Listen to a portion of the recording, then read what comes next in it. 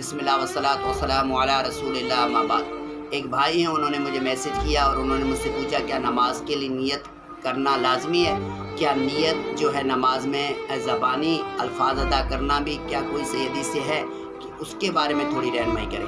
تو سب سے پہلے چیز میں اس بھائی کو بتاتا چلوں کہ نماز کے لیے جو ہے زبان الفاظ سے ادا کرنا کسی بھی صحیح حدیث سے ثابت نہیں ہے کہ رسول اللہ صلی اللہ علیہ وسلم جس طرح کے یہاں پر کچھ بدعتی لوگ کرتے ہیں، نیت میں نے کی نماز کی امام کے پیچھے ہوں، الفاظ یعنی وربلی کوئی الفاظ کہہ رہے ہیں، تو ایسی کوئی صحیح روایت نہیں ہے۔ ٹھیک ہے، دوپہر ہے، عصر ہے، ظہر ہے، مغرب ہے، واٹ ایور، تو ایسی کوئی حدیث صحیح نہیں۔